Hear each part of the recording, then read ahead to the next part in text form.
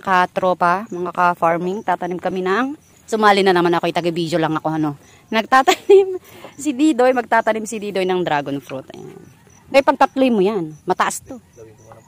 Bawal din pataasin ng todo. Ano, mahirap nang kunin yung bunga. Mahihirapan yung magnanakaw. Babayog yan pababa. Lulubog pa, ano? Hindi po mamumunga yan sa taas, puro pa ganun. Andito yung... Oo, lalawit. Yung gulong. Ayun, oo, yung yung gulong brace niya rito. Dyan sa baba. Unang tanim, lalagyan din yan. Oo nga. Yung dyan nung dati sa iglesia, nadadaanan dyan, kaya lang, nadadaanan lang namin. Dragon fruit, tapos nagtanim na kami. Ano yung tinanim mo dun di yun? Siniguelas. Siniguelas.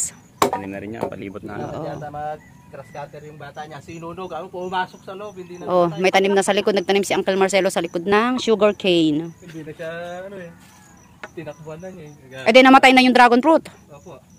Loko-loko. Maraming ang talahib yung pugon. Ginawa. Bibili ako ng solar ikan ka, Uncle Marcelo. Anong sulat? Ilaw. Sa loob na. Bigyan kita. Hindi labag sa kaluban. Hindi, bibigyan nga kita. Di ka naman humingi ah. Bibigyan kita, ibig sabihin hindi labag. Para daw maliwanag yung daan ni Mara pag pumitas ng sili. Hindi, sa loob na. Para makikita ko kung gising siya, hindi ako kukuha ng sili. Ay, gising pa, lumalakad pa eh. Yun, kasjay matgayam. Hindi mo madamot si Kuya Ed. Pag napunta nga ako. Hindi madamot yun. Medyo-medyo lang.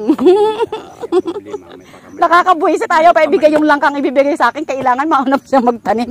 Ay, siyempre, tanim niya yun eh. Ha? Sabi mo yata kay Bulpa na kuwan? Na may langka siya. Oo, humingi din. Oo. Sabihin niya na itanim na niya.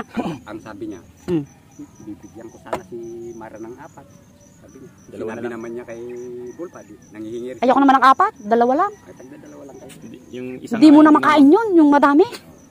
Hindi, basta importante yung lutin mo, may mga tanim. Oo, nang hindi ka na bumibili-bili. Kahit na hindi mo ibibinta, ipahihin mo sa tao, nakatulong ka. Aba, ibenta naman natin at ano. Diyan na yung tabi, yung ano niya. Ang dami, pambenta yung sa'yo, 13. Hindi na ako magtanim, lipat na lang ako dun sa'yo. Hindi naman madam yung 13 na yun, wala na din, puro lalaki, isa lang mamumuha. Parang Palumutin lang ngayon eh. Shade lang pala yung sa'yo. May ganun ding langka. Oo, di namumunga. Ay, ganun. Papakuan mo lang sa puno yun. Parang papaya din. Ay, parang kakapunin mo din siya. Ay, yung papaya na yun, hindi namumunga yung isang yun. Hindi pa. Yung langka ko, puro babae yan. Kinausap mo na ba? Kaya alam mong babae. Ayan na. Kasarap magtanim pag ganitong panahon. Yan yung hinulipan ko kahapon yun eh. 4 na 3. 3 na lang. Meron na, nagtanim ka na ulit doon? Meron pa akong tatanim na 5 piraso. Kailangan makakuha ulit ng pananim na inyo, gabang tag-ulan doon. Diretso doon. Wala eh. Tsaka sa harap. Ano din doon? Ang abono niyan kuya, pag ano na? Sa taas. Ay, sa taas. Hindi, sa lupa din. Lintik na ito ha. Bisip ka.